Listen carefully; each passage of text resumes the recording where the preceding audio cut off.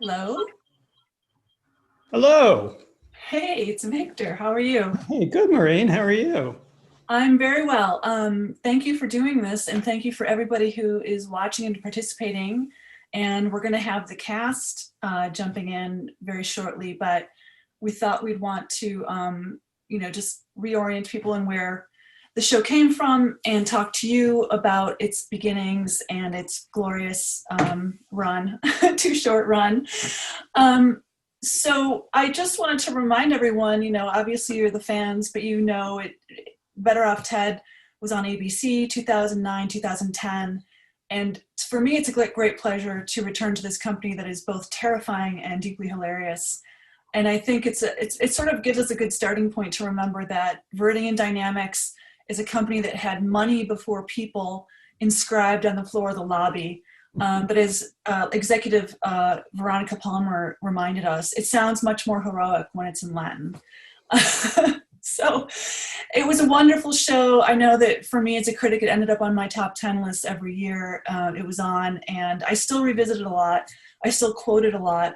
And I think, if anything, it's very timely and relevant. I mean, do you sit there and sort of look at how the world's developed in the past decade, Victor, and go, yeah, I think we kind of nailed it with Better Yeah. Off Dead. Yeah, I feel like things haven't gotten better, right? We It, haven't gotten, no, uh, no. I mean, I was just rewatching Racial Sensitivity, and it was like, well, gee, are companies monitoring us, and are they kind of racist while they do that? yeah.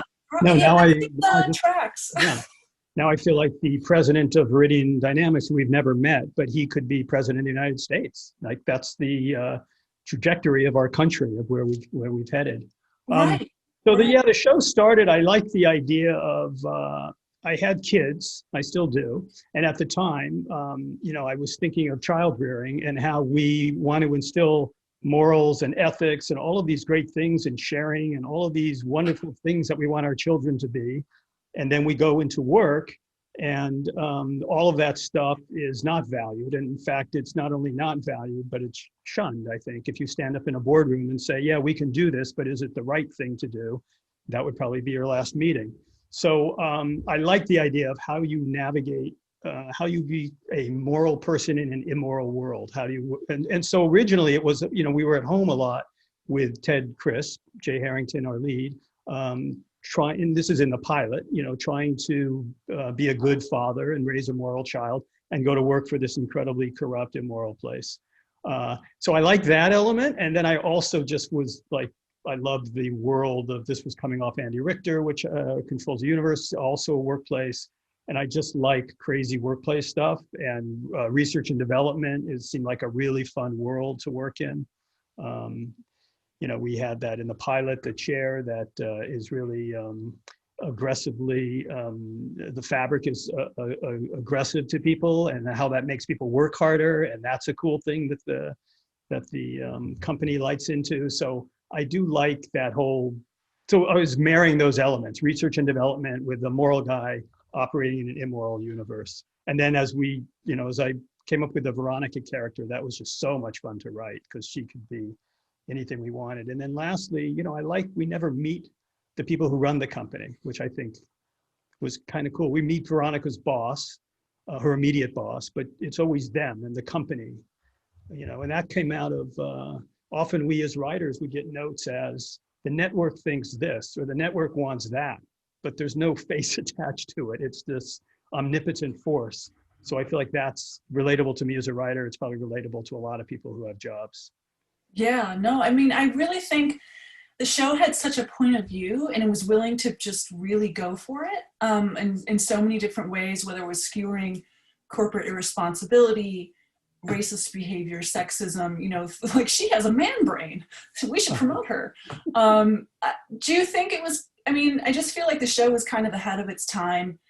Was there pushback for how, I mean, the thing is, in my view, and you can tell me if you disagree, because people were human beings and they were multifaceted, it wasn't cold and harsh. The company was, but they weren't. They were trying to process this bizarre environment. But did you get was it hard to get through the storylines and the lines that that you all wanted to get through as writers? Not really. I mean, I feel like the network liked it, the studio liked it. They weren't sure what to do with it. It didn't necessarily mash up with any of their other programming. This was in an era where there was a lot of multi-camera. They had put us with Scrubs, which was another single camera, but tonally we were pretty different than that. Mm-hmm.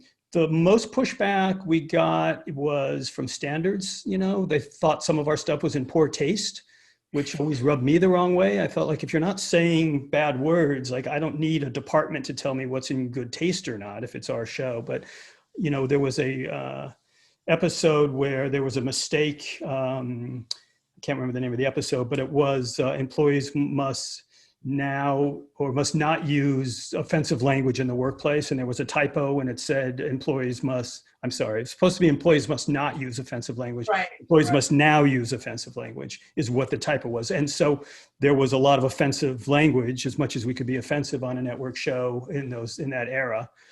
And that was a tough show to do because we got pages and pages of notes of what we could say. And we actually did this on YouTube. We did an outtake reel of really much racier stuff. Even that at the time, this seems like decades ago, but the studio was very against that. They didn't, even though it was for YouTube, that was too risky for them. Too dirty.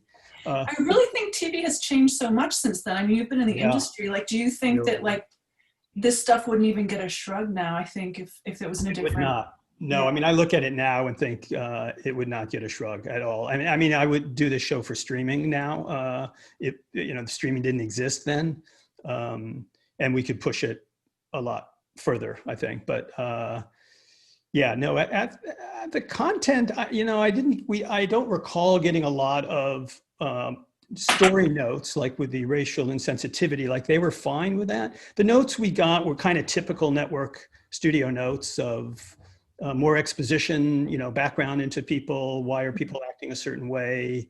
Probably more emotion. They weren't different than notes that I would get on any, or any writer would get on any network show. I wanted to ask you about, I really think that the show has a huge footprint, certainly amongst people who write about TV, and it's never dropped out of the conversation for myself and my friends who do this. What's the reception like for you? Like, have you seen it have an effect, seen sort of its DNA in other projects within? Yeah. I mean, first of all, thank you. I mean, I really appreciate you saying that. And I really appreciate everyone being here and watching. And, we kind of do these in a void, and generally our careers are filled with disappointment because unless you're on a real hit show, you don't get those kind of accolades. So, and those are few and far between. So I do feel, and I think the cast feels, the love of our audience that really embraced it a decade later and look back on it. And I appreciate, your support. And we have a lot of support in television media that really embraced the show. Mm-hmm. And I do see shows come on the air, and sometimes they're compared to Better Off Ted, which I appreciate. So I do see that stuff. I appreciate it all. There's a lot of nice things about what we do. I mean, there's a lot of nice things about being a writer and working with great cast when you find them, and working with fantastic writers, which I was lucky to have on this show. But we don't get a lot of feedback. We generally get disappointing ratings. Most writers, you come in the morning and no matter what show you're on, you're disappointed in your ratings. So it does feel good when you get positive feedback from, people who watch television and who write about television. Well, think of this as your positive Viridian performance evaluation. Thank you. You did great. Thank you. Well, I think it's time for me to hop off, and I think the amazing Janet Varney is going to take us through the reading of Jabberwocky. So I'm going to listen and watch, but you all go nuts and have fun with that. All right, I'm going to introduce the cast and then turn it over to Janet. So most of these people. Ted Crisp is played by Jay Harrington, Veronica Palmer, Portia de Rossi, Linda Zwardling, Andrea Anders, Phil Myman, Jonathan Slavin, and Lem Hewitt is Malcolm Barrett. And we also have with us today, we're happy to have Isabella Akers, who played Rose, Ted's daughter. She's now 19. Rose, unfortunately, is not in this episode, but we're happy to have her here. Also joining us today, playing Chet, Veronica's boss, and thank you very much for being here. Goran Visnik, playing Rick. Rizwan Manji. Brett is being played by Stefan Marks. These are all people who were in the original episode. Scientist number 1 is Yuki Matsuzuki, and scientist number 2 is Keisuke Hoashi. I almost got through that whole thing. I just stuttered on the last one. All right, and Janet Varney, who was in one of our episodes, very grateful to have her here reading our stage direction. So I will send it over to Janet. Thank you so much, Victor. Viridian Dynamics. Bye. The environment. Everyone likes it, and so we do too. That's why we're committed to saving it. Viridian Dynamics is turning every one of our buildings 100% green. It's ridiculously expensive, and spending money makes us sad. But we're doing it because we love nature. Even when it's being mean, or just acting stupid. Viridian Dynamics. Greening our world.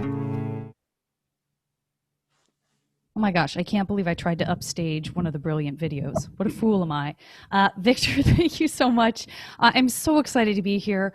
I am such a fan of this show. It was such an honor and a joy to get to do an episode. Yeah, it's just one of those shows that you think, please let me get on a show like this, if not this show, and just do it for 8 years and love it and feel wonderful about it. It's so well written. It's such fun. This is one of my favorite episodes. I'm so excited to get us rolling with the Better Off Ted episode Jabberwocky, written by Michael A. Ross, directed by Michael Fresco. And we start out Act 1, Interior Viridian Theater Day. The room is filled with Viridian employees as they await a presentation. Everyone is buzzing with excitement. Ted and Veronica stand in the wings, nervously looking at the crowd. We're in it now, Ted. Go big or go home. I can go home. That stage is your home. Go. She gives him a gentle push onto the stage. Ted walks onto the stage and into thunderous techno music and a lighting effect. I'm an honest guy, and yet I'm about to lie to 2,000 people. So, how did I get here? We go to Linda's cubicle in the morning. A beauty shot of Linda on the phone. Her hair blows in the wind. Because I like a girl. Specifically this girl. But like so many stories about a girl, this one starts with gunplay. We go to the lab, a shooting range booth earlier that morning. Ted and Lem, wearing ear protectors, stand behind Phil, who's firing a gun. Bam, bam, bam! He turns the gun sideways, gangsta style. Bam! Lem rolls his eyes.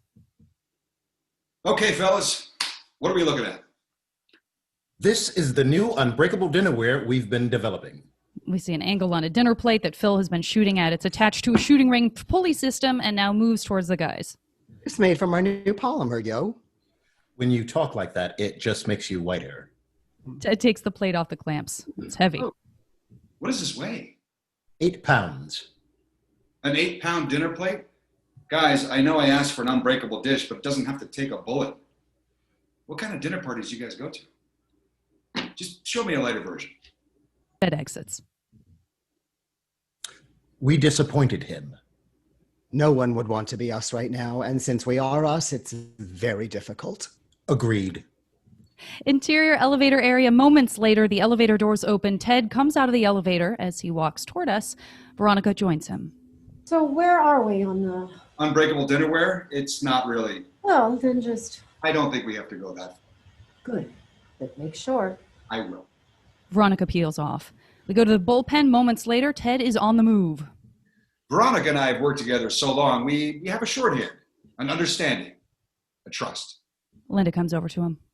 Hey, hi. So I saw this Viridian commercial last night that said that they're greening all their buildings. Sure, yeah, the company does lots of good things, like...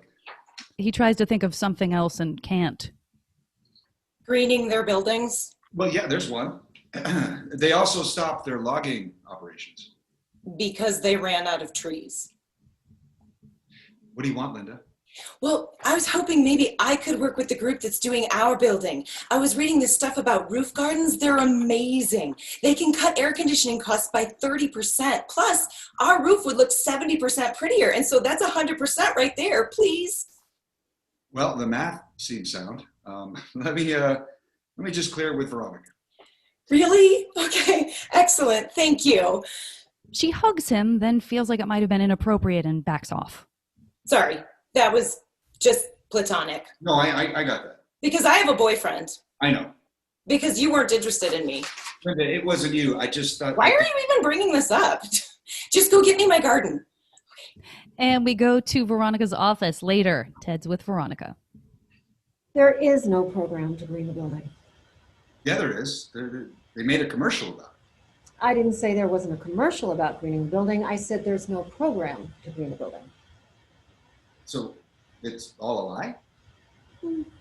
They prefer to look at it as a dream. But one they're not working towards. Are you working toward all of your dreams, Ted? Then stop pointing fingers. We're outside the bullpen in Linda's cubicle. Moments later, Ted walks towards Linda's cubicle. How am I going to tell Linda that the one Viridian project she believes in is all a big lie? She sometimes has problems with what we do here. And we go to a flashback. We're inside the lab on Linda, shaking her head in disbelief. Ted, Lem, and Phil are looking at a vial containing a white liquid. If we make this, it could kill all the world's fish. But boy, does it whiten teeth. All the world's fish, or just... Why are we even talking about this? And we're back to the present as Ted approaches Linda's cubicle. There she is. I am just going to tell her the truth. Well, You're in. Or completely lie to her. really? That's fantastic. It's a dream come true. She goes to hug Ted, then realizes and stops. I didn't see anything. So now, here's the deal. The rest of the team is working on other really good green projects. So you're going to do the roof garden by yourself. Wow, that's a lot of work. Then don't do it. No, I want to do it. All right, but you can't tell anyone, all right, what you're doing. The company has classified it as confidential. But it's a good thing. Why does it need to be confidential? Because if only bad things were confidential, then every time they labeled something confidential, people would know it was bad. That's weird. You're right. Don't do it. No, I want to do it. Good. Then welcome to the team, which is only you. We go to the hallway. Moments later, Ted is walking back to his office. Okay, so I lied, but you saw that face. Who wouldn't lie to that face? We're in a loading dock inside a truck. The doors raise up to reveal Linda, flanked by two workmen looking into the truck bed. Plus, I figured if she's successful, I can sell the roof garden as a prototype to all Viridian buildings. Look at all this stuff. Yay. All right, guys, let's get it up on the roof. She picks up a bucket of worms, reaches in, and pulls out a clump. Welcome to the big city, fellas. So what's the deal? Are you guys fighting or having sex? I know. One always follows the other. Interior elevator area. Same day, Ted walks up to the elevators, pushes a button, and waits. So to fund the project, I moved some money around. I've never done anything like that before, but well, man, people do it all the time, right? Yeah, and in a company this big, no one ever notices where the money is. Veronica is suddenly next to Ted. Ted, I've noticed some money's missing, and I need to know where it is. And we fade out. That's the end of Act 1. For Act 2, we fade in. We are back at the elevator area. Ted and Veronica are where we left them. So, do you know where that missing money is, Ted? Because the company loves its money. Right. Well, the money is, it's not missing. It's, Good. Then where is it? Behind Veronica, the freight elevator opens. As a workman gets off, we see Linda on the elevator surrounded by plants and bags of soil. She waves at Ted. Ted's eyes widen in momentary alarm. Then he coolly looks back to Veronica. It's been moved to the, Ted notices a worker pass by. The back of his jacket says Jabberwocky Floor Cleaning. the Jabberwocky project. Veronica has no idea what Ted's talking about. Jabberwocky. Yeah, you know about Jabberwocky, right? It's, I mean, you're higher up the chain than I am. She thinks a beat, not wanting to appear left out of the loop. Jabberwocky. It's going to revolutionize the way we do business. Don't tell me you don't know. Of course I know about Jabberwocky. It's going to revolutionize the way we do business. Well, you obviously know more about it than I do. And I always will. Keep me posted. She walks off. There is no Jabberwocky project. I don't normally lie to Veronica. In fact, I never do. But I had to cover the lie that I told Linda. And then with Veronica, she's walking away. We go to the hallway moments later, and Ted is walking as he talks to us. Veronica didn't question me because the worst thing that can happen at a company like this is to be out of the loop. Interior Veronica's boss's office the next day. Veronica enters and walks over to her boss, Chet, who is seated at his desk. If you're out of the loop, you're out of a job. You wanted to see me, Chet? There's some money missing from your department. It's not missing. It's been moved to the Jabberwocky project. Jabberwocky. Yes, that's right. I see. You do know about Jabberwocky, don't you? Of course I do. I just didn't know that you know. Well, how could I not know? It's in my department, isn't it? Exactly. So we both know what it is. Yes, we do. Don't we? They stare at each other for a beat, each still wondering what the other knows. Cut to interior hallway moments later. Ted is walking as Lem and Phil come up to him. Phil proudly holds up a new, thinner plate. Ted, we now have a plate that weighs less than 5 ounces. And it's still unbreakable. Watch. Whoa, hey, you can't fire a gun in here. Oh, yeah. Alan ruined that for everybody. But check this out. Phil raises the plate and hits it on a desk. It doesn't break, but it does ignite into flames. You were right. That polymer could burst into flames on high impact. You owe me a smoothie. I'm just going to leave this here. He sets the flaming plate on the desk next to him. Ted takes out flowers out of a vase, which is on the desk, and pours water on the fire, putting it out. He turns to the horrified assistant behind the desk. I'm sorry, Kathy, but better than that time that Alan shot at you, right? Guys, I'm going to pull the plug on this thing. Oh, wait. What if we could come up with a use for a burning plate? Yeah, a plate you could cook your food on. A plate that's also a stove. A plove. I don't think so, guys. The guys look disappointed. Hey, everyone goes through a slump. And he walks off. You hear that? Now he thinks we're in a slump. Oh, God, my mother's going to be so upset. She hates when we disappoint Ted. You know, you don't have to tell her everything. You don't know her. She gets things out of you. Interior bullpen moments later, two low-level assistants, Brett and Rick, speak to each other across the wall that separates their cubicles. It's going to revolutionize the way we do business. Man, I gotta get on this Jabberwocky thing. My wife's pregnant again. I need a winner. I'll put in a good word for you. Oh my God, you're on Jabberwocky? Cleared half my schedule for it. It's a freaking game changer, bro. Just once in my career, I'd like to change a game. We pan over to Ted, who's been watching this, alarmed. Uh-oh. This lie is spreading like mayonnaise at a Baptist picnic. Veronica comes over to Ted. This is crazy. I haven't gotten anything done all day. Everyone just keeps pestering me to get on Jabberwocky. Then Rick comes over. Hey, Veronica, I was just talking to Brett and... I can't hear you. I'm going through a tunnel. But... I'll call you back. Rick walks away, confused. Ted looks at Veronica, feels badly about what he's putting her through. All right, Veronica, I need to tell you something. But just then, Linda comes over. Hey guys, isn't it just a great day? I am so happy. I need to tell you that Linda is so happy. Can I borrow him for a second? He wants to borrow me for a second. I wish I had the power to make everyone go away. Oh, wait. I do. Veronica walks away from Ted and Linda. We go to Linda's cubicle. Moments later, Ted and Linda enter her cubicle. Linda picks up a cup of tea and hands it to Ted. Here, taste this tea. Taking a sip. Just taste it. How do you like it? I don't know. It tastes like tea. It's made from urine. Oh my God. Ted looks around for something else to drink. She hands him a glass of water. He looks at her skeptically. No, don't worry, it's safe. It's safe, but it's also made from urine.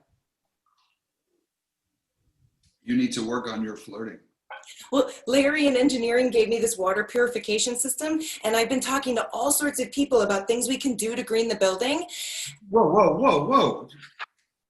You're just supposed to be working on the confidential roof garden, all right? Don't take on any more than that. Why not? Why not? Why not? You remember Alan? Remember how much he tried to take on? Think about it. Ted walks off. We're in the coffee area where Ted is talking to Rick. Jabberwocky was getting out of control. I had to kill it. And the best way to kill a rumor is with another rumor. I hear it's not a game changer at all. It's a game staying the same. And now we're in an elevator where Ted's talking to a woman. A total career killer. People can't leave it fast enough. And now a photocopy room where Ted is talking to someone fixing a photocopier. The man is on his knees with his head in the machine, and Ted talks to his butt. But don't go anywhere near it. I'm only telling you this because I like you. As Ted continues to talk. Unfortunately, Jabberwocky had gotten too big. It was like trying to kill a bear with a chopstick. I'm not saying it can't be done. It's just super duper hard. Interior Ted's office. Later, Phil and Lem burst in and confront Ted. Why aren't we on Jabberwocky? We need to be on a Jabberwocky project, damn it! Oh, I thought we decided to go with aggressive. All right, I give up. I gotta tell you the truth. There's no such thing as Jabberwocky. Don't give me that crap! Too aggressive? I felt it as soon as it came out. Mm-hmm. I'm telling you guys, it doesn't exist. I made it up. Come on, Ted. When my mom hears you didn't put us on Jabberwocky, she's going to change the locks. Guys, there's no such thing. Wait, your mom knows about it? Tells her everything, Ted. It's a sickness. And we're in the office hallway moments later. Phil and Lem are walking back to the lab. He's cutting us out. Because we failed him. We need to make him believe in us again. Agreed. It's nice to see you calm. I hated what I was turning into. And we fade out. End of Act 2. Act 3, we fade in. Interior of Linda's cubicle. Moments later, Phil and Lem are with Linda. And so we're looking for a way to make Ted feel good about us again. Any ideas? I don't know. Buy him a candle. Lem and Phil turn to each other. That's not going to fly. Ted hates things that light on fire. Hey, Ted likes Linda. You want to give him Linda?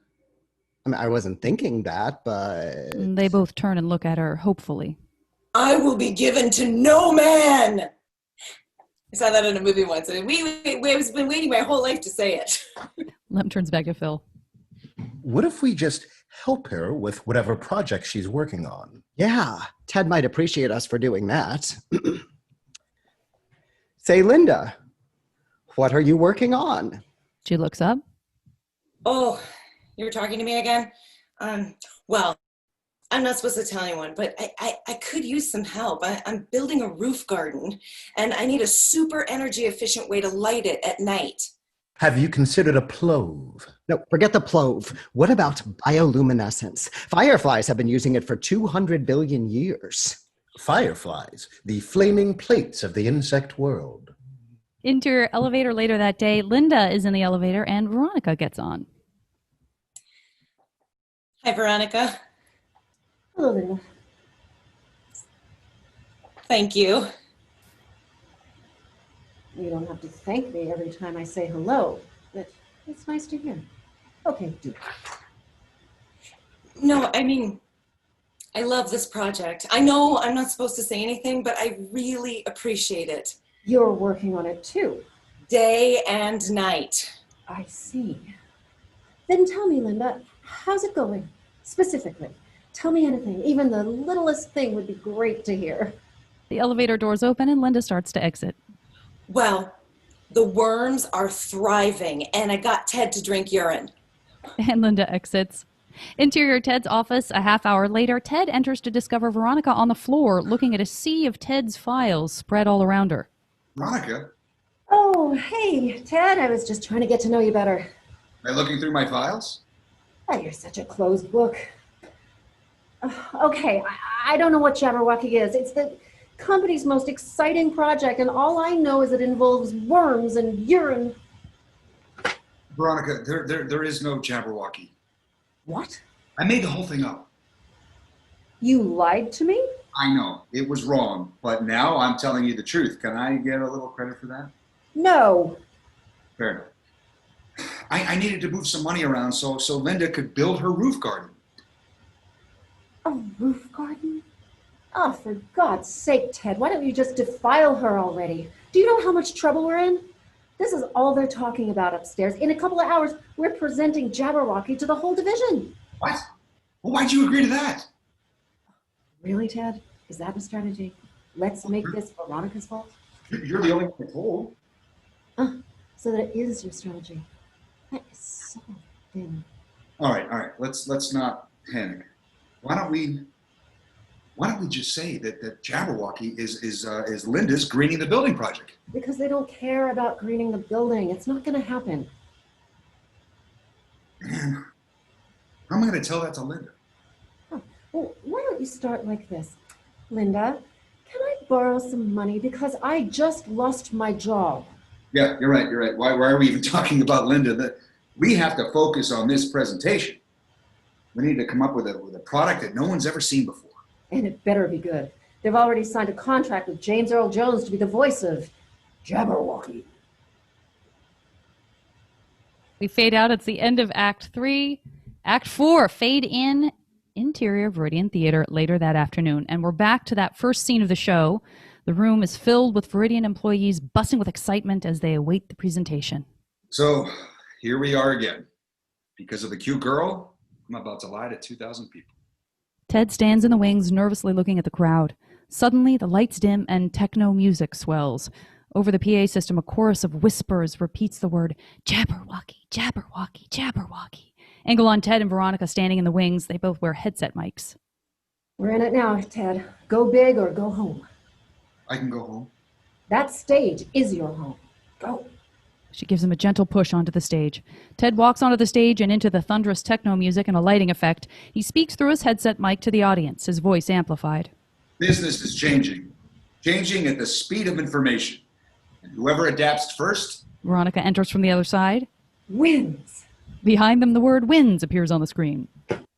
In order to compete, we innovate. The word innovate appears on the screen. In order to innovate, we redefine. Yes, the word redefine appears on the screen. And how do we redefine? With a new definition. The chorus of whispers repeats the word Jabberwocky, Jabberwocky, Jabberwocky. Over the chorus, Ted and Veronica cover their headset mics and speak to each other. It's going great. Think how great it would be if we actually came up with a product. Products are for people who don't have presentations. Ted uncovers his mic and continues to speak to the audience. Imagine a new way to do business that's... A photo of a cheetah mid-stride appears on screen. Faster than a cheetah. More powerful than... A different photo of a cheetah appears. Another cheetah. She looks to Ted, who covers his mic and explains. I had an hour to pull stuff off the internet, plus I had to pick up Rose from school. Veronica turns back to the audience and continues. A way of doing business. More magnificent than... We see a photo of a whale breaching from the ocean. A fish. Or a whale. And we go 15 minutes later. Ted and Veronica are dancing in sync to techno music. Veronica dances off to one side and points. A flash pot goes off. Ted dances off to the other side and points. Nothing happens. Well, sure, there were a few hiccups. He turns around, and as he walks back, the flash pod explodes behind him, startling him. But not having a product wasn't slowing us down at all. In fact, it kept things moving. So, what is it? What is it exactly that's going to revolutionize the way we do business? The music crescendos and the stage goes black. The music stops. In the silence... Simple. It's And a la THX, Jabberwocky appears on screen underscored by a bending synthesized chord. Jabberwocky. The game is changing. Right now. The audience erupts in applause. Their presentation is a huge success. Coming in 2012. Ted and Veronica quickly walk off stage as Coming in 2012 appears on screen in small letters under Jabberwocky. We cut to the hallway moments later. The auditorium doors fly open and Rick and Brett exit at the front of the crowd. So, do you understand what Jabberwocky is exactly? Of course I do, you idiot. Don't you? Yeah. I was just seeing if you needed me to explain it to you. And we go back inside the theater. A little bit later, Ted and Veronica are sitting on the edge of the stage. I love being applauded. If I had a tape of that, I'd fall asleep to it every night. Yeah, that was a great evening. Although I'm still angry about the flash bomb. God, that would have looked so cool. She looks at him. You'll never lie to me again. I'm sorry. I won't. Too many people get hurt. The next thing you know, you're buying James Earl Jones and I'm sorry muffin basket. You're not a very good liar anyway. That's okay. Neither am I. Now that's how it's done.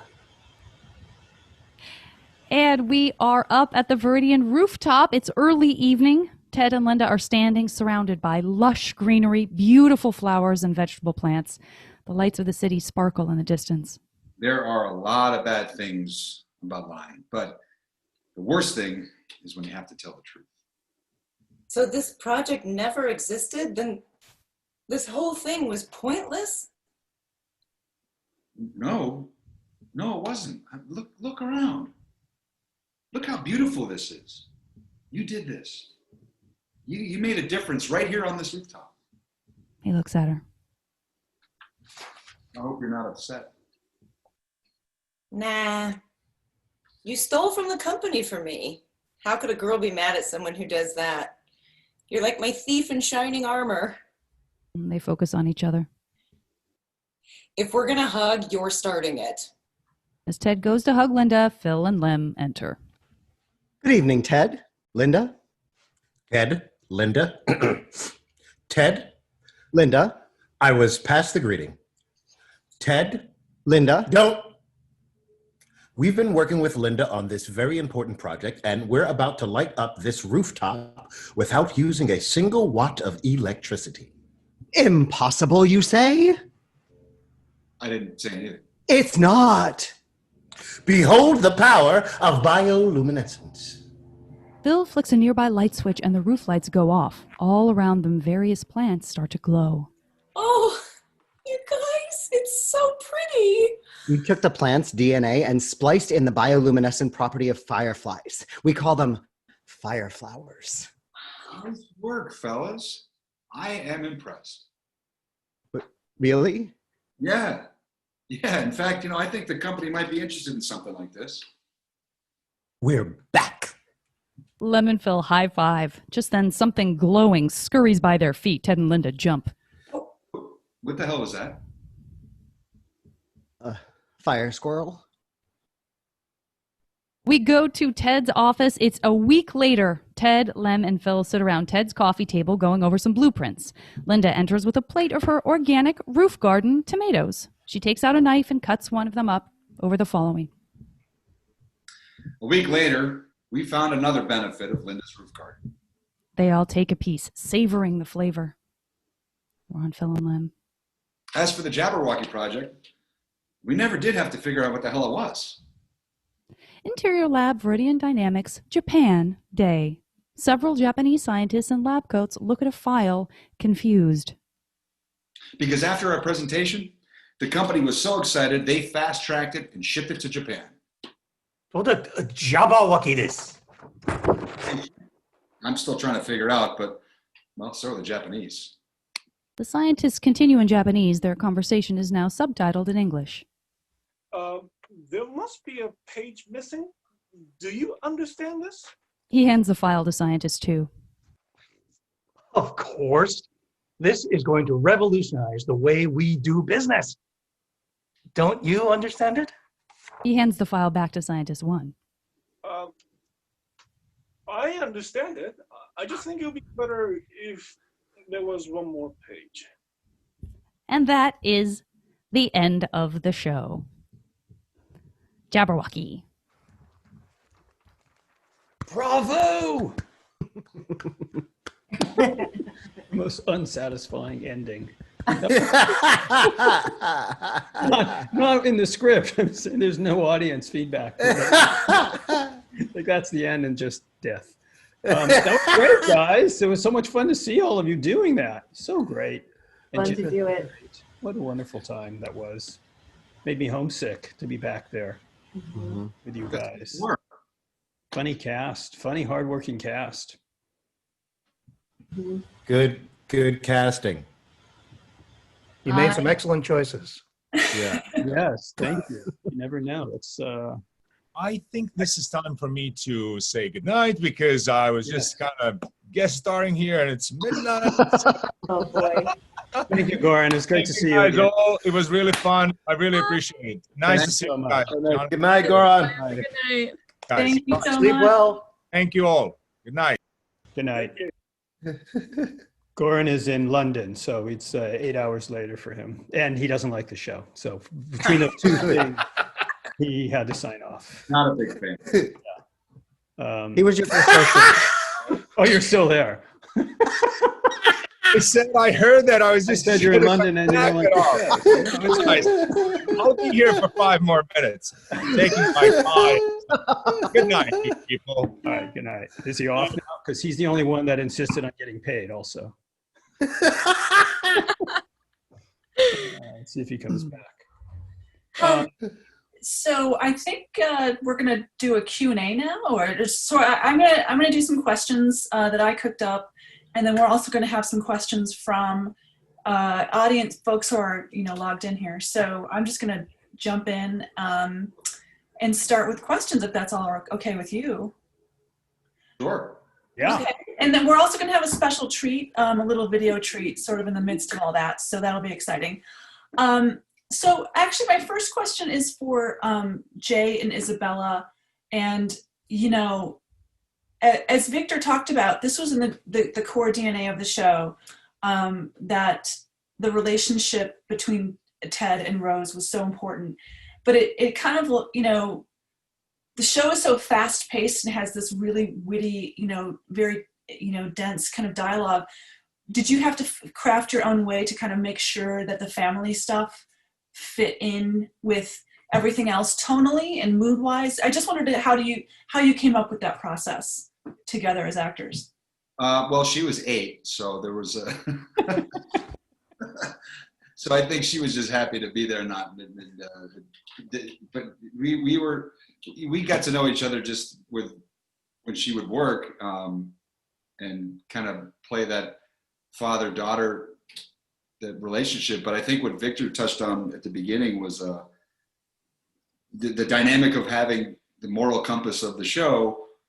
You got to have that be a why is that and what grounds him. And even if Rose isn't there often, it's that I always got to call on that when all this stuff was going and I'm, debating what Veronica is telling me to do, or what the company is saying to do.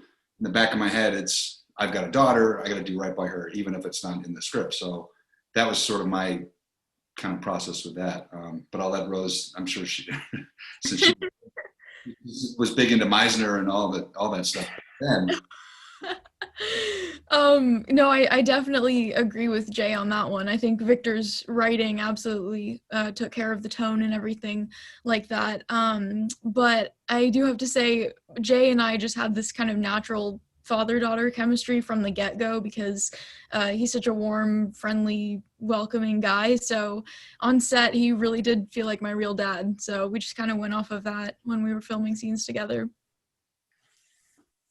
And then I also have to talk about the lab guys. I mean, Jonathan and Malcolm building the Lemon Fill experience. Had you known each other before this project, or did you meet on this?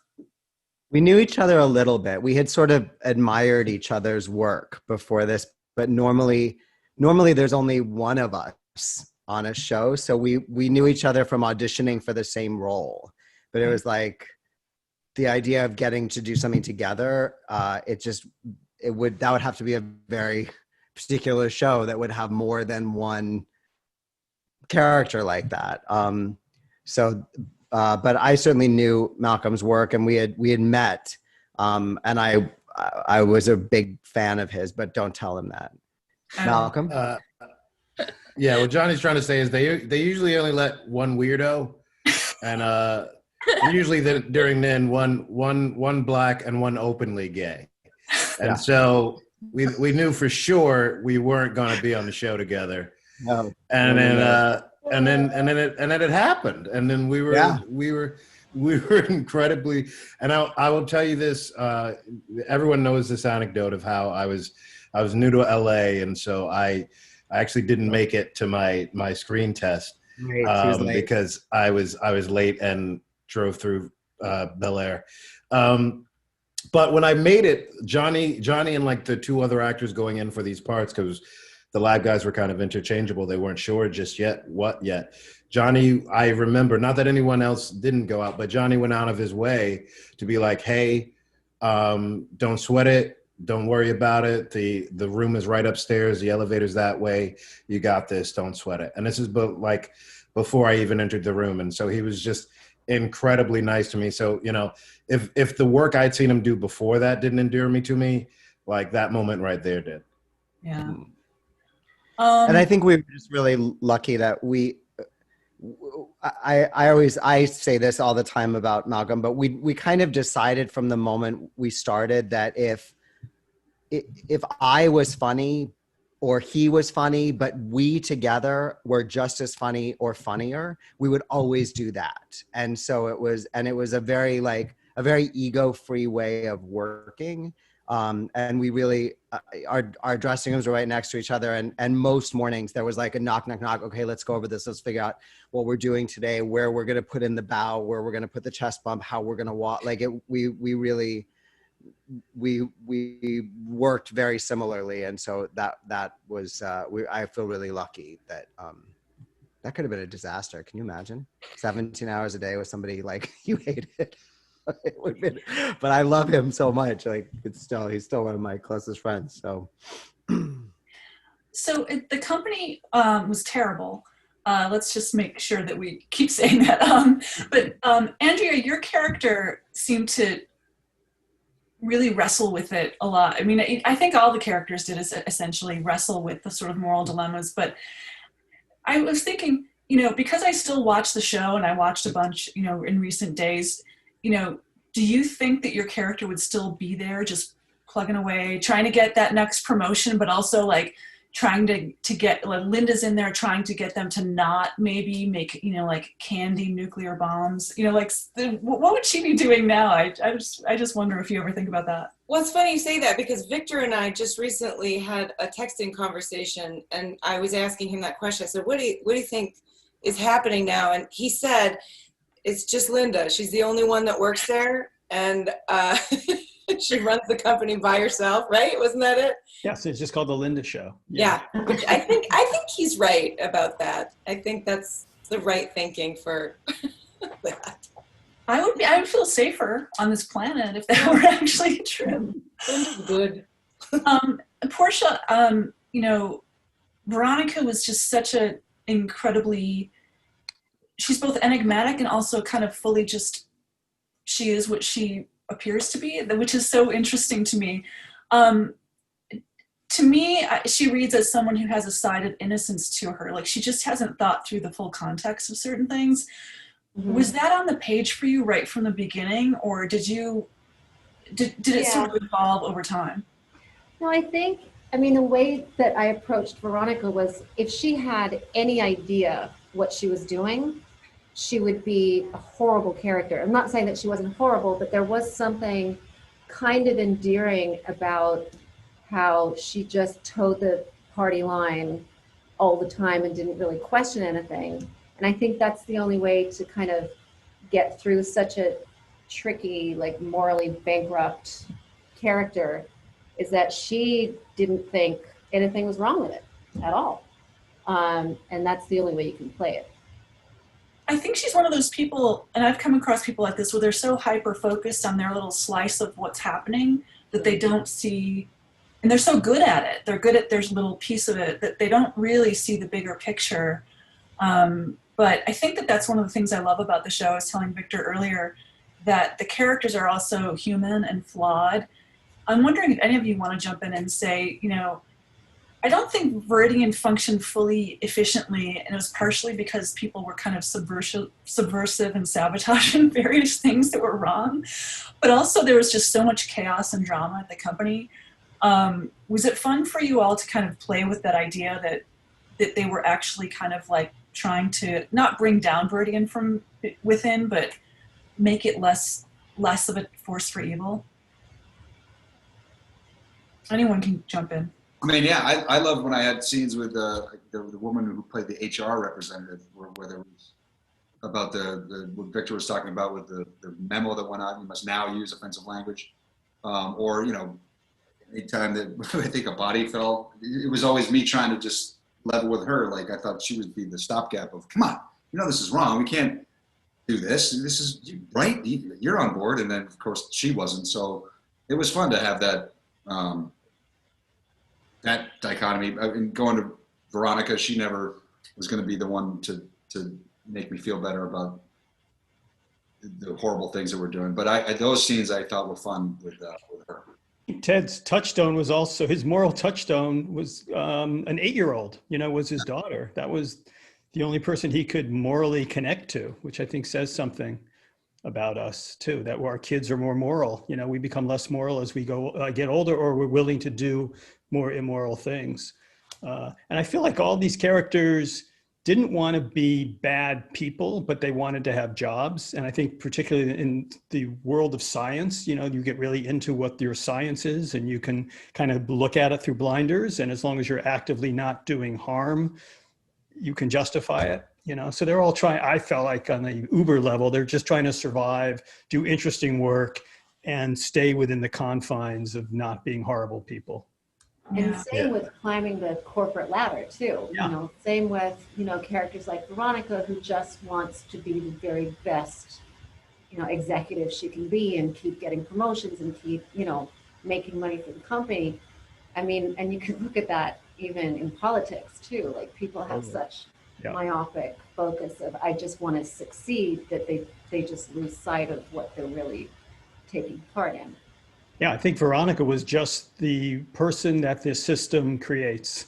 And to be good in this kind of dynamic, you have to be a woman like Veronica, or a man like Veronica, to succeed and work your way up the food chain.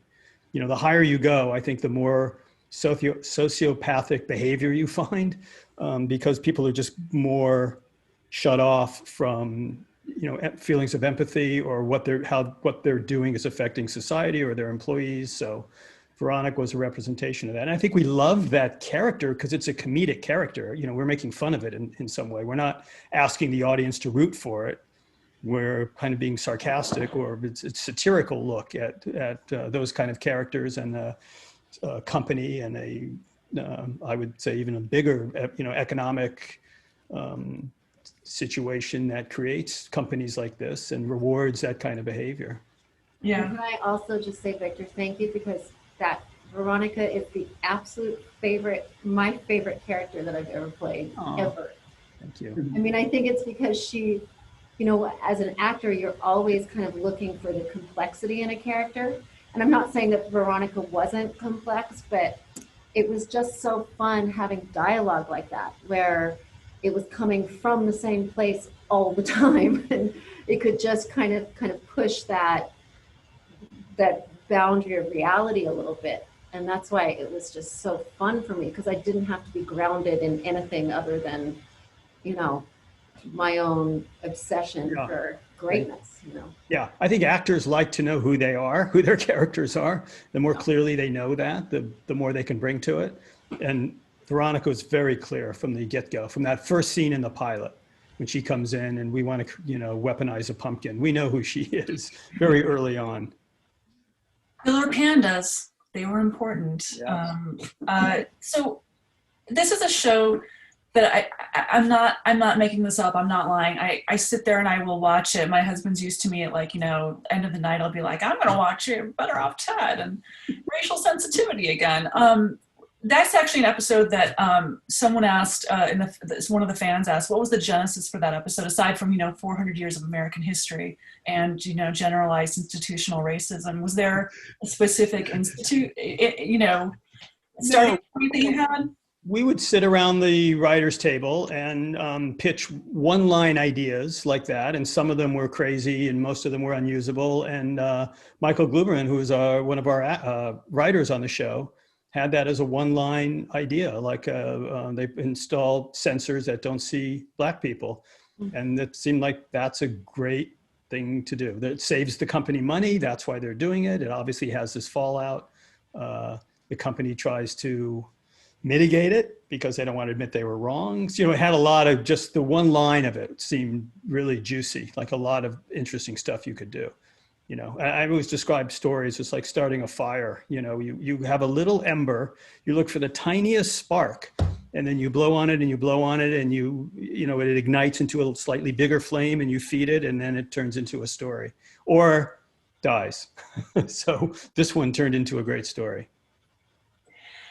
I don't know about any of you, but that's one of the episodes I quote from the most. Do you still have lines that you remember and think about, or, from that episode or others that like people quote to you or you say to yourself or use in common conversations? Any of you? The two most memorable parts for me are is the opening where I go, it's dark whenever you leave, and then Johnny goes, "Aw," and then I can't stay mad at you. yeah, because I've been cleaning the cups out with acid or something like that. And then my other favorite line is, "My white guy sucks." That's my. He was a terrible white guy. That's a really. I think I was angling for Charlie Day to be my white guy at the time, because we had done. Luis Guzman show or something like that, and Sunday in Philadelphia, I think, so I think I was like angling for him to be my guy.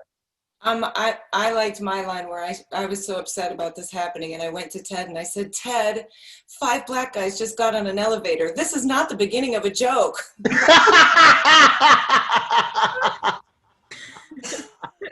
Oh, God. I sit there and this was 11 years ago, I think, that this aired, and I think even now, television is kind of, like tiptoes around race and it's less, there's less tiptoeing now, but I think that for the time, the show really went for it. And I think that's really great. I just wonder how sweaty the ABC executives were for certain episodes. They felt, and I'm trying to remember, they were fine with the storyline. Like I said earlier, it was really standards that had the most issues with stuff. And there was a shot in there where ultimately there's 2 drinking fountains and one is for Black people.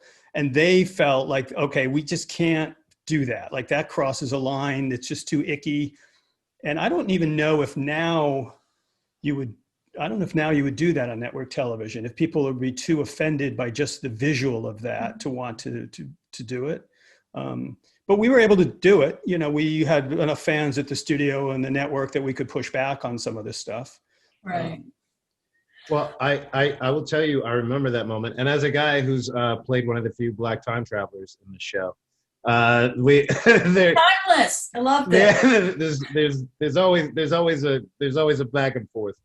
But I remember that because when we did that water fountain scene, there was back and forth about what line would be the line. And I remember we just pitched lines and they weren't necessarily hitting like with 100%. Like the thing about race humor is like a lot of times like 9 out of 10 people have to agree with the moment. And it was like one of those things where when we executed, it was like 7 out of 10. And I just remember we just went with like there being a silence, like there not being a line. And like, that's what I appreciated about the show, because like, both our characters, I remember at least about me and Jonathan, were written as any ethnicity. And I just remember as a result of being on the show, how much they handled race in a way that I thought was like just thoughtful and just not ignoring or trying to tiptoe. It was very much, how would this be handled in this real world situation? And I think with a lot of the dialogue, the conversation, the arcs of all the things we dealt with, not just race, there was always great conversation, which is why I think at the end of the day, the dialogue, the material was always better than it was, at the beginning. So I'm going to ask one last question. Anybody can jump in. Then we're going to go to a little video from folks who couldn't be here today. So my question before we get to that, though, is I love like the screwball comedies of the 1930s and 40s. And I think the show, to me, in a little way, and I don't know if this is intentional, had that kind of energy. And was this, in that sense, for you all, a challenging job to like make sure the pace and the energy was right, but also the emotions and the relationships with the characters? If anyone wants to jump in on that. Andrew, did you want to start? Victor said that to me after I shot my very first scene of the series, and I had just done some multicam sitcoms where you have an audience that laughs when you make a joke. So it was my first scene in a comedy where that doesn't happen, and I started to freak out, like, oh my God, this isn't working, it's not working, what do I do? And of course, that's how it works, they're all at the monitors being quiet.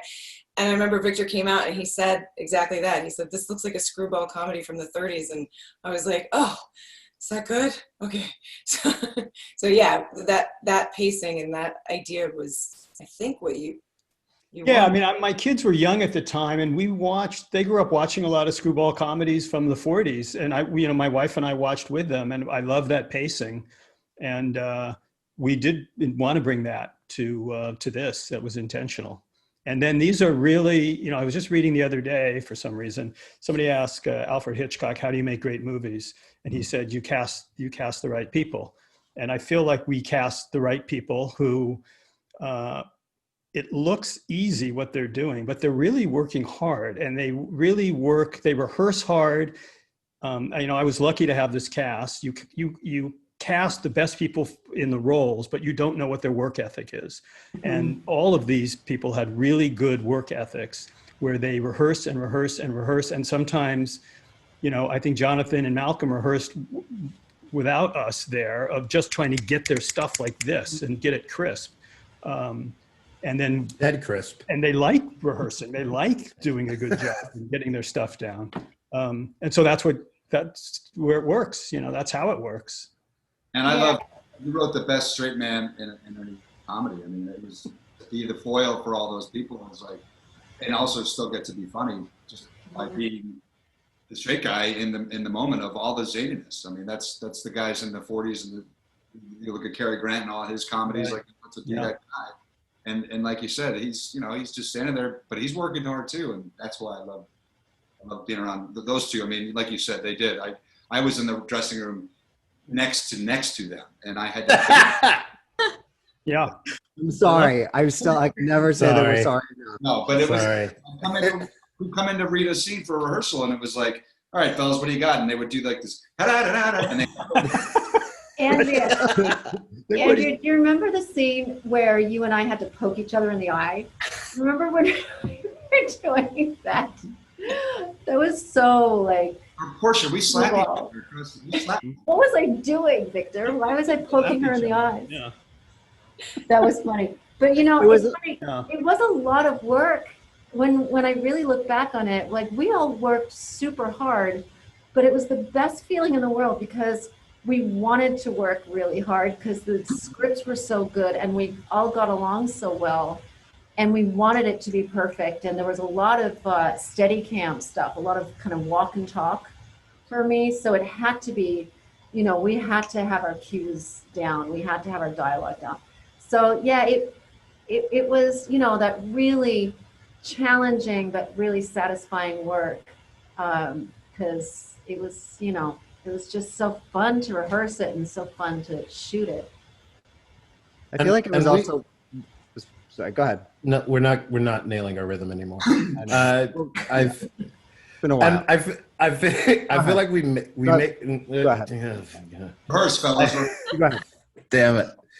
No, I feel like we make fun of Isabella's age, but I really appreciate you for not being annoying at 8.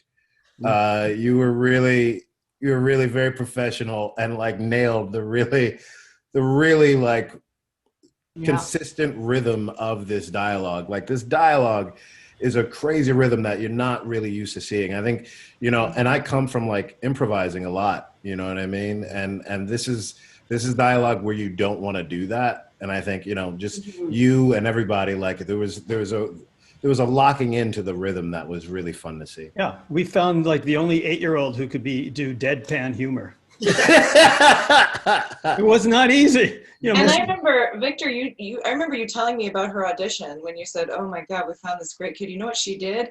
She came into the audition, and while she was doing her audition, she tied her shoes. Remember that? Oh, she took her shoes off. So that she was busy doing an activity while she was just delivering the lines, and you thought that was. I was like, I still think about that when I audition. I'm like, how can you do that? Isabella's shoe. You stole that, didn't you? Tie your shoes. I think real Udahagen stuff right there. Yeah.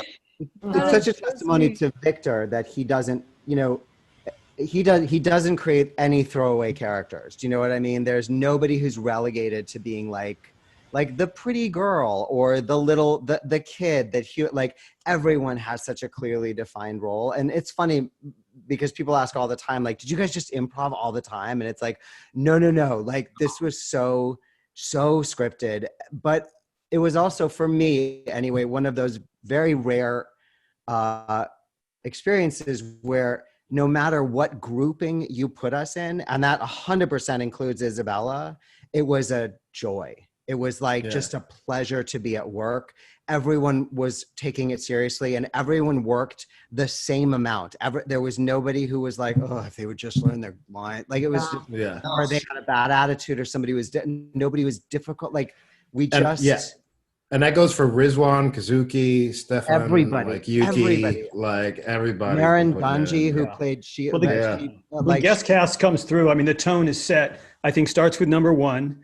Jay Harrington has a great work ethic, working class background, I believe, but just a guy who's going to do a good job. He's going to do a good job, whether he's an actor or working in steel mill. He's going to work hard at his job, which I appreciate. But all of you, which I'm so grateful for, love doing what you do and are willing to work hard and love welcoming direction and how can we make this better and it does not go without saying not all actors are like that. I've worked with actors, we all have, that just want to go home. They're just not that interested in what. Yeah, but not all showrunners are like you, Victor. Seriously. That's true. I mean, we would do anything for you. Oh. Look at us, we're all here today. That's true. I feel so lucky to have kind of really grown up on this set and just to have been able to learn so much from everyone on this team. So yeah, I feel really happy to have been a part of it. Thank you guys so much. I learned so much from it. And I had a great time too. It honestly, there wasn't a second that went by that actually felt like work because we were constantly cracking jokes and smiling and laughing and having a good time. So yeah. It was one of the most fun experiences of my life, for sure. Nice to hear. Well, there was, we have a little bit of video from folks who couldn't be here today. So I think that there's a pre-taped video that they might be popping in here now-ish. Yeah, there Viridian Dynamics, our team. Better Off Ted cast reunion. What's up, guys? How are you? Are you also stuck in a garage turned into an office like me? Oh my God, what happened? I want to say hi to everybody. Jeremy, thank you for organizing this. I want to say hi to the wonderful cast, Jay and Portia and Jonathan and Malcolm and Andrea. I miss you guys. Oh my God, so long ago. I want to say hi to Victor, the creator, my friend. I love you, Victor. Mark Salakian, oh, Michael Fresco, everybody. I miss you guys. I do remember, here's something, I'm sure if people have been watching this show now on streaming and they're discovering it. One of my favorite lines I ever got a chance to say in television. I'm quoting it, I might mess it up. Victor, if I mess it up, I'm sorry, I'm doing my best. It's when I show up as Dr. Bamba with a box of donuts and I'm telling them. I think I'm telling Jay and maybe Portia there's something wrong. Maybe Andrea, I think, was there. I go, the computer is leaking an acid-like goo, or as I like to call it, ass goo. So thank you for letting me say the words ass goo on network television. Stay safe. Wear your mask. Bye. Hi, everybody. I'm Joy Osmansky. I was in the episode titled Bioshuffle from the wonderful Better Off Ted, and I am here to urge you to not be statistically average this season and donate generously and with a full heart to Feeding America. Happy holidays, everybody. Hey guys, it's Sheila, your favorite Viridian Dynamic employee. Gosh, I miss all my friends there. I miss Lem and Phil and Ted and my boss Veronica.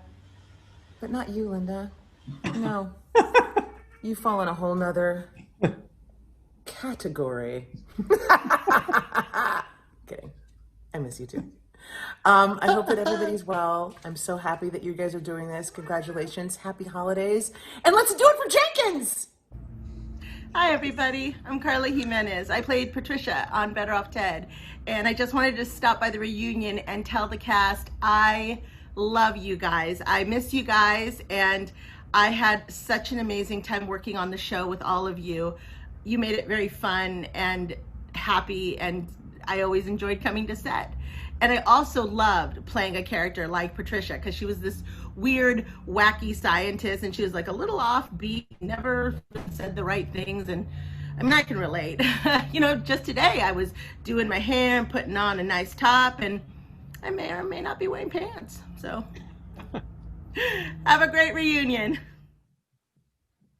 Oh. Thank you. That was nice. Yay, yay, yay, yay. I'm going to mix, I think we have 10, 15 minutes left, and wanted to just jump into some of the questions from fans, some of the more the ones that have been coming up again and again. I might mix in some of my own. But this is a show that really lives on. It has lived on in streaming ever since it's on, oh my gosh! Who is that little person? Wow. I'm sorry. Super distracted by cute little kids. Little Linda. That's your kid? Sorry. Sorry. No, it's fine. What? I actually don't know who this is. No idea? Okay. Well, hello, cute kid. Beautiful. What's the reaction that anyone can jump in, that people, when people, see you or know that you were associated with Better Off Ted, what's the reaction you get from people, and has that changed over time? Well, it was at first, how come that's not still on? I love that show. And I said, when did you watch it? And they said, on Hulu. And I said, that's why. So it was found much later. People that had come up to me, it was not during or while we were on. It was like 3 or 4 years later, 5 years later, that people said, wait, were you on that show? I just watched all of the episodes the other night. So that's the reaction I definitely get. Yeah. Same. I mean, it's definitely, if someone comes up to me and said, I love Veronica or I love Better Off Ted, I just tell them how smart they are. That's all. I just go, you're smart. What's it like being you? So smart.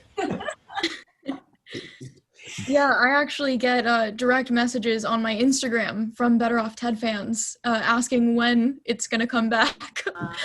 So people Victor, when and how? Now that I own a network, right? Right. Well, can we What am talk I about, waiting for? it's a great show. It's got, look at this cast, amazing, just incredible cast. Have you ever thought about rebooting it for streaming, bringing the Well, together? Yeah, I mean, I think about it every time I talk to one of these talented people because it was a great experience. It's not, it did not do well. I mean, it did okay. It didn't do well. It was did on well for with 2 me. and a half That's seasons. really the key factor that you should be thinking about, though. Anyone should. Either did Arrested Development, by the way. That didn't do well either. Yeah, it's true. A lot of things. Ratings wise, you keep. Yeah, I'm really good at being on shows that people like that don't do well. Me too. There's an appetite for it. I mean, I haven't tried. We haven't. Or the studio, we have not taken it out to see any kind of rebooting. So maybe, I'd love to do it again. It was like this chemistry doesn't come along that often. I would too. It's a really fun show to write, and it was a really fun show to produce. It was very contained. We shot everything on that lot, so it wasn't And probably 90% of it was indoors on that lot. So we didn't have a lot of time going to locations and scouting locations and all the stuff that, is a lot of time consumption that we didn't have that we could spend on set. So it's easy for whoever wants to buy the show because we don't go anywhere. It's cheap. So just buy the show. If we could make that outside, we'd be right now. We just changed our cause from Feeding America to can you put us back on? Yeah. I think that's a good cause. I'm willing to get behind it. So Viridian Dynamics made a lot of questionable products, and by questionable we mean deranged. But if you could get Viridian to make anything questionable, what would it be? That's a fan question. Lab meat, lab meat, lab meat. I mean, we talked about lab meat before it was even a thing, Victor. I mean, where did you even learn about that? I had read that someplace. It was a theory that people were working on of how to produce meat in a lab. I read some article on it all the way back then. I think now it's maybe more actively working on it, but yeah, that would be my thing too. I think that would really be a game changer. Totally. It'd be there was some contest where some super rich dude like Bill Gates was offering like $1 million for an idea that would change the environment. And I thought, lab meat. Yeah, I think they can do it. It's just very expensive. It's much more expensive, than regular meat. I think they've done it now. Yeah. Anyway, I can't really think of anything else that company did that I would want to see in real life. I mean, can you guys? I don't feel like there was any products that would make life better. Jetpack. Jetpack. I read a jetpack. Yeah, that was cool. Yeah, that was awesome. Well, the light up flowers from Jabberwocky, the light up. Oh, that's true. The glowing. Yeah, the bioluminescent flowers were pretty cool. Yeah, but that was in spite of the company.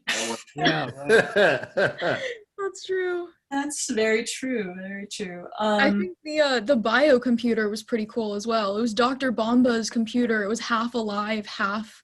Yeah. So I think that would probably save some energy also. And kill us all. That's true.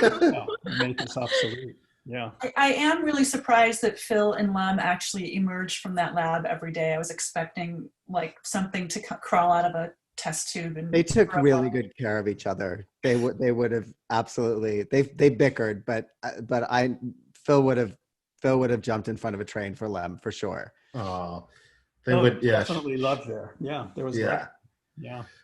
It's also our other default was either we were really into each other. Our other default was just shutting down. We felt like I feel like that was the moral compass we were able to have because we figured just whenever things weren't happening, we were just shut down and not involved with anyone as like people. So that worked out. That makes sense. I'm sure you get asked this a lot, but I feel like it's a good go-to question. Are there scenes that you remember filming or lines that just like, of course there's I think it's the impertinence of communicatizing the memo where everyone had to insult each other. And there's of course the much saltier version that's on YouTube. I never saw so much joy than when Portia did the dirty version of that episode. I never saw as much joy as that.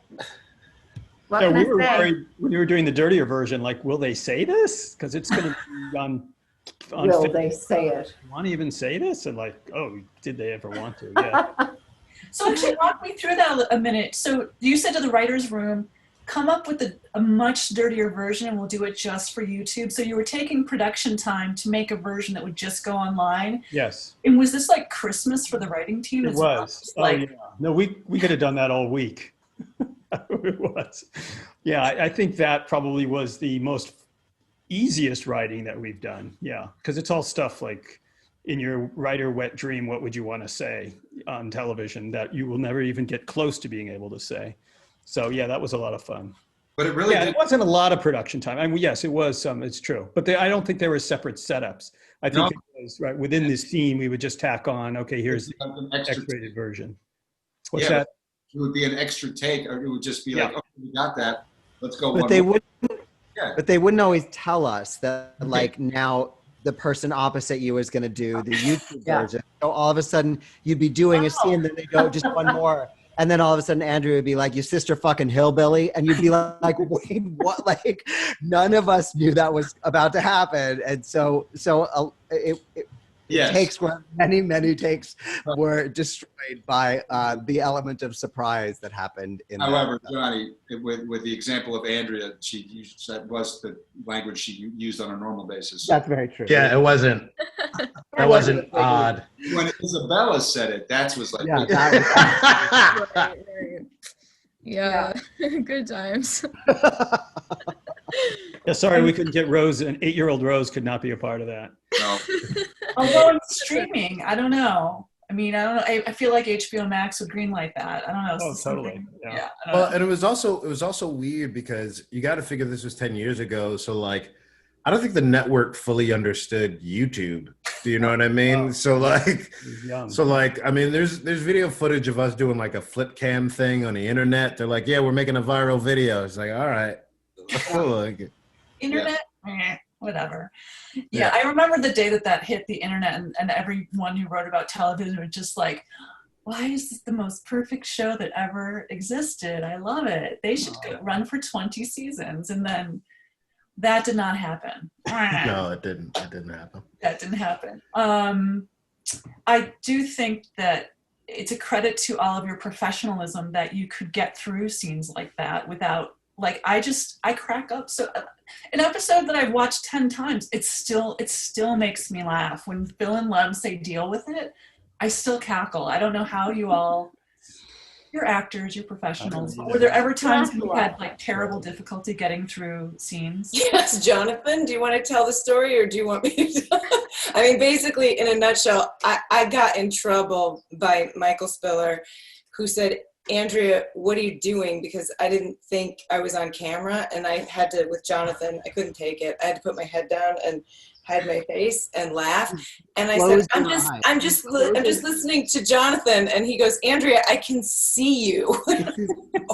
Has her eyes closed. She can't see what I'm doing, but she's on camera. Yeah. It was tough. There were some moments for sure, but after that, I didn't get many scenes with Jonathan. Malcolm is the worst. Malcolm will destroy you. It was because destroy you. I think that the way it was the way Victor wrote it and the writers wrote it is that it was as fantastical as it was grounded in reality. So yeah, there were moments where you kind of got the giggles, but the comedy wouldn't land if you were really buying into what was being said. Otherwise, if you listened to what Portia was saying to you, or it would be like, so I think that helped. But yeah, there would be moments we all were tired and kind of get the giggles and couldn't stop. Yes, I've definitely gotten a giggle. And also my goal in any of this stuff, like it's exactly what Jay is saying. The language is it's so absurd that if you stop and listen, everything breaks down. And my goal in any scene is to try and make someone break during the scene. I'm trying to make them lose their job. And Jay was really good about, like, Jay is like, it's a very hard thing to create a world where you're just like, this is a real world and this makes sense. The ideas that these people are saying make sense, you know? Yeah, Victor's brother, Mike Fresco, was our director many times, and he was amazing. I love him so much. And I got the giggles one morning, and I was a mess. And I looked at Mike. What do you do? Do you have an idea as a director? Can you help me? And he said, you could imagine your paycheck flying away. I was like, shoot it, just shoot it.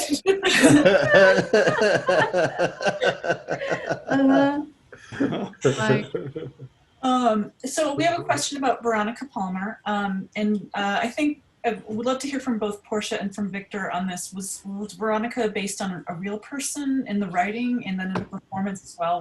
Were you drawing from people that you knew? I did not base her on a real person. I know people who think that I based her on a real person, but she was not. And I don't know any people like that. So there's that. Actually, I've been an actress all my life. When I did Better Off Ted. So I really didn't understand the corporate world. I never worked in an office, and the last 4 years or so, I actually quit acting and I'm working in an office with folks, and I have to deal with HR and all of that stuff. And I always think about Better Off Ted now, just the workings of corporate life. Not that it's a corporation; it's a very small company, but it's just no. I saw her on the page, and I auditioned for the role, and I thought to myself, if I have the right tone for this character, then I'll get the job, because I just knew that I took a big swing, and I thought, okay, she's going to be this crazy,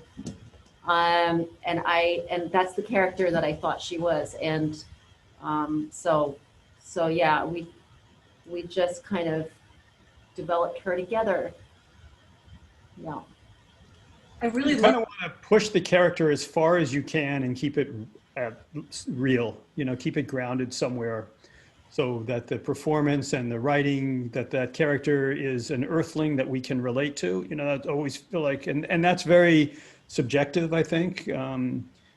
Like, would a real person really say this? And you want to kind of go to the edge, but you don't want to cross the line, because then you feel like the audience now doesn't believe it ever again. So. Oh yeah, that reminds me of one of my my favorite lines, which was, I'm feeling emotions like hungry or itchy or something like that. Is that it? Hungry or itchy? Those are two of them. Yeah, and then Linda says, "Is it an emotion trying to come through?" Yeah, I think it's that, and she's very disconcerted by it. Oh God, remember the episode where you came back to my house for wine? Oh my gosh, that's one of my favorite episodes. I think that was called "You Are the Boss of Me." I think. Yeah, you are the boss of me. Yeah. Oh, and Linda tucks you in, and you admit that you had your grandfather deported.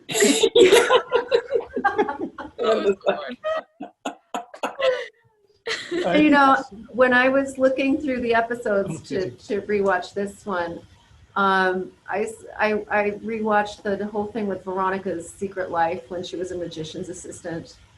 Oh my gosh. Yeah. That was so ridiculous. Anyway, I digress.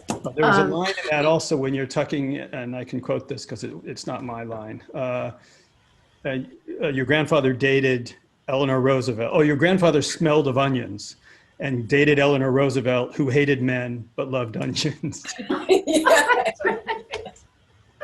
Yeah, that's a good one. That's a really good. Something like that. I have to say that I think Linda and Veronica, as a woman trying to make my way in the industry that I was in, they were really confident, but I think they were confident in different ways. And not to say they thought that they were perfect or whatever. But I really appreciated the fact that they really spoke their minds. There was a real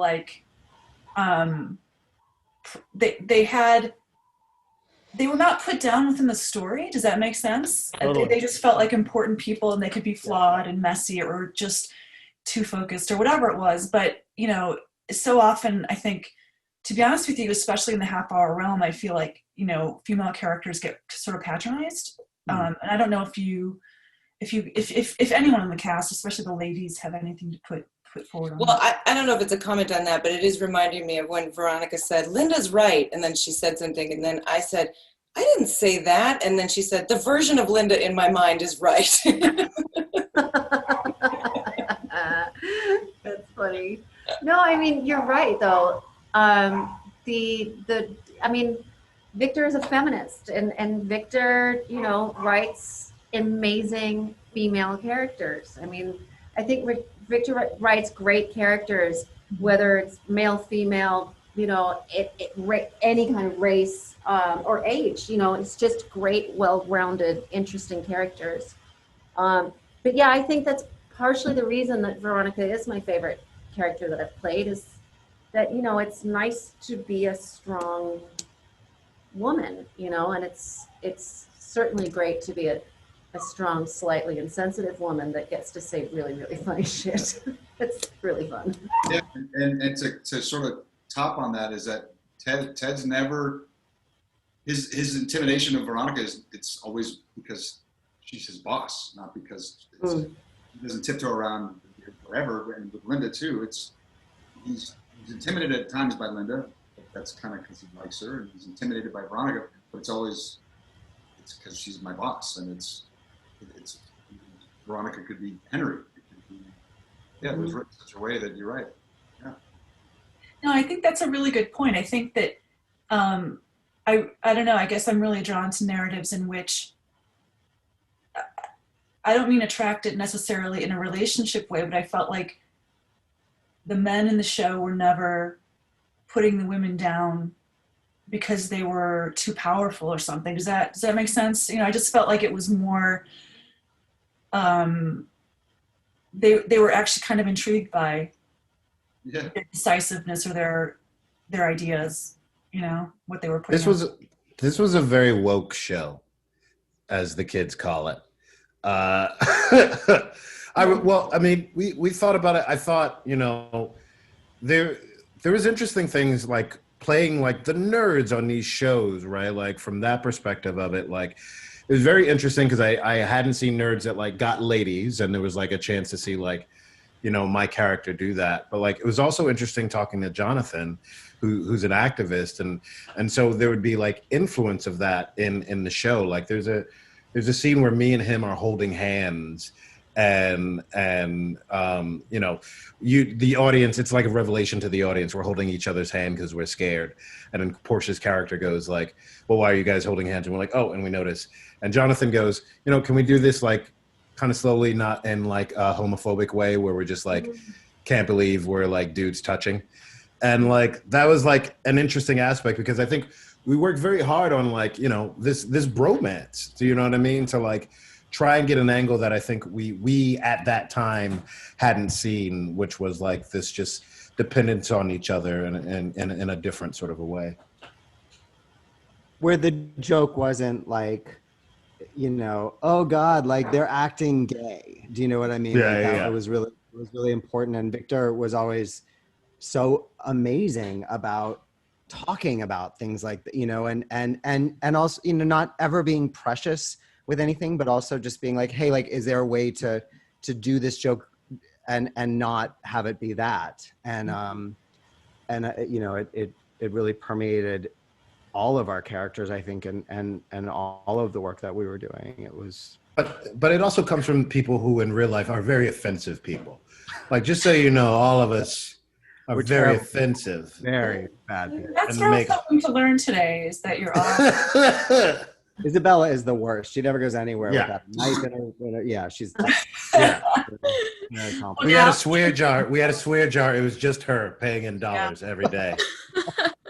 That makes sense. All my allowance was gone after that. Just gone down the drain. Well, I think we're coming close to the time we have to wrap it up. The one thing I want to say before we wrap up, I want to give you all a little time to, you know, say whatever you want to say to the fans. This will be available on playperview.com for a couple days after today. So, you know, anyone watching, tell your friends, or if you had to jump out early, you can come back and watch. This event has raised more than $10,000 for Feeding America. So go to feedingamerica.org if you want to check out what they're doing. It's great stuff. This is, speaking of being competitive in money and what Viridian cares about, this is one of the highest earning cast reunions that has ever happened this year. Boom, nailed it. Yeah, that's it, do it. This organization as a whole has raised more than $160,000 for arts organizations and for pandemic-related relief charities. So they're doing great stuff. So, you know, I wanted to get that out there, but I actually wanted to also just give you all a moment to say any last words about the experience of making the show, the fans, be offensive, whatever you want to do, go for it.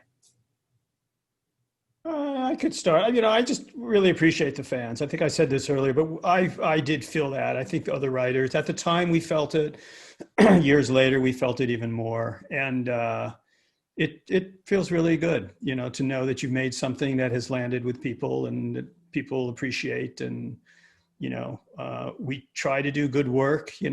We try to write good, strong characters that respect each other and love each other and don't put each other down and are still really funny. And it is a specific tone that's not always right for everybody, both as audience and sometimes writers have a hard time finding the tone too. But when we find it together as actors and writers, it's just a joy to do. So thank you, actors, for being such a joy to work with and so talented and so giving and generous to each other and to me. And thank you, fans, audience.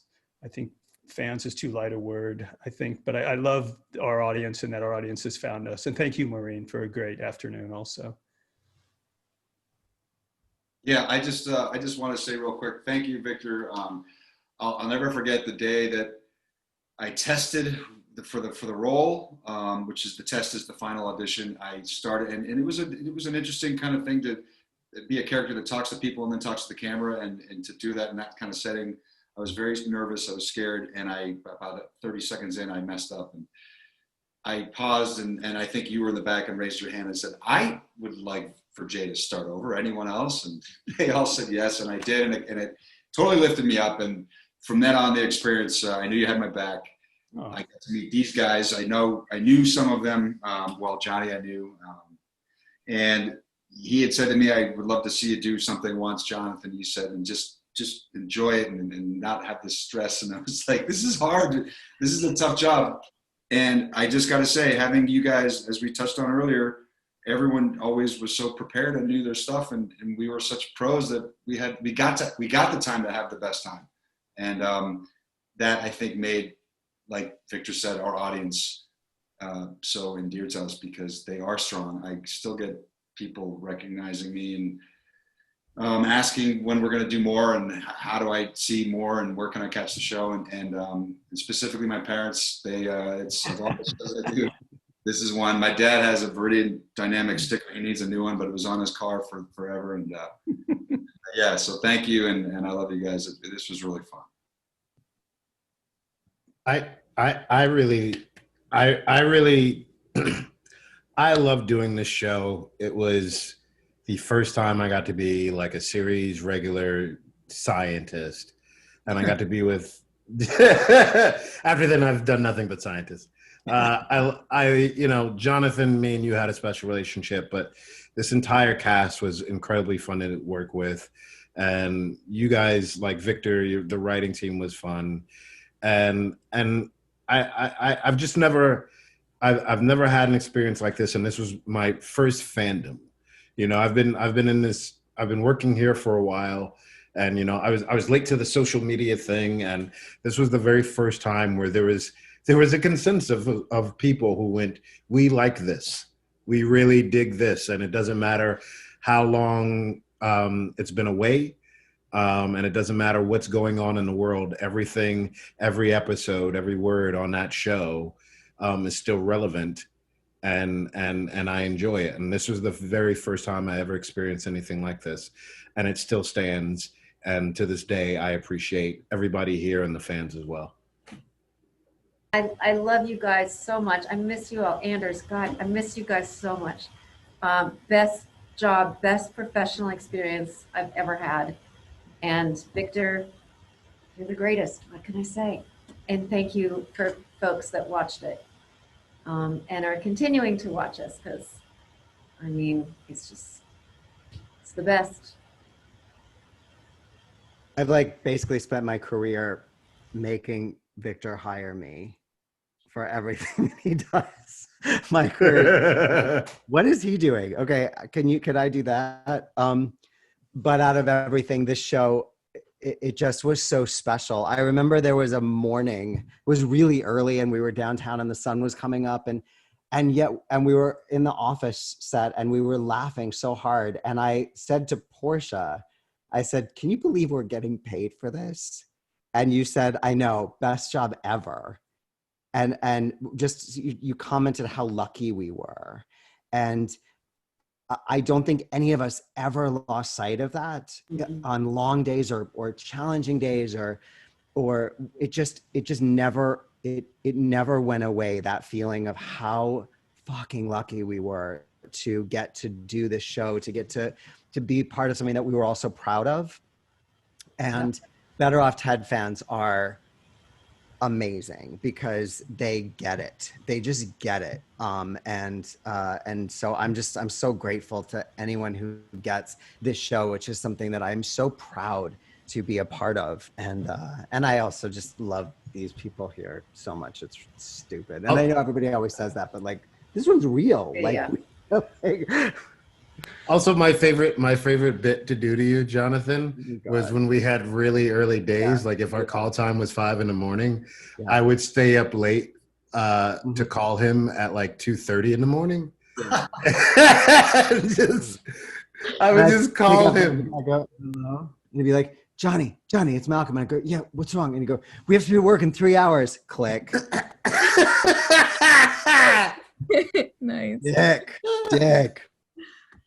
Yeah, I feel so grateful to have been a part of such a fun, funny show and to have worked with such an incredible team of people. This was also my first series regular role ever, and I was also 8 in season 2 and 7 in season 1. So yeah, I really appreciated everyone just kind of taking me under their wing and showing me the ropes of what it means to be, you know, take part in filmmaking. Pretty much all the hard work and all the passion and all the camaraderie that goes into it is really a beautiful and powerful thing. So yeah, I have so many amazing memories from being on set. I remember, I don't know if you remember this, Jonathan, but Jonathan and I had kind of an ongoing feud over our parking spaces. So on the studio lot, basically all the cast we each had a parking space, and there was a little sign for each space that had our names on them. So one day when I came to set, I noticed there was a giant glob of sap that had fallen on Jonathan's sign, and it was kind of covering up his name. So I had told him about it later. And I remember he just looked at me and he goes, "Oh, this is unacceptable. Did you do this to my sign?" And since then, we had this ongoing rivalry where we would prank each other by putting random stuff on each other's signs. I completely forgot about that until this very moment. But yes, oh, Lord. Keeping that I was also 7 in the first season and 8 in the second season. I think Jonathan definitely won that feud. But yeah, you guys honestly felt like family for me, and thank you so much for such a great experience. I cherish all the memories that I have from that, and all the knowledge also that I learned for the rest of my life. So it was a great time. Follow that, Anders. I'll just say this, when the show was canceled, Malcolm did this thing and it was really sweet. He took each of our names and he wrote something next to it, and it was all really sweet and funny stuff. And all he wrote next to my name was, Andrea, you're the weirdest person I've ever met. I was like so touched by that. I was like, really? And then I literally tell anybody that will listen that story. I'm like, and then he wrote about me. I'm the weirdest person he's ever met. His whole life. The weirdest one. Hey, that's a great title to have. Yeah, I appreciate that. Weirdest fun, right? That said, I feel like that's a real distinction. And I meant it. She earned it, for sure. I meant it. Well earned. Well, I think that's it. I thank you all so much. I knew it was going to be super fun. You made it even super funner. That's a word I just invented. Just know that the passion for the show remains real and is still out there, and we still love all that you created. So thank you for what you've done, and we'll continue to look for you in all your future projects. Bye. Thank you, Maureen. Thank you. Thank you guys so much.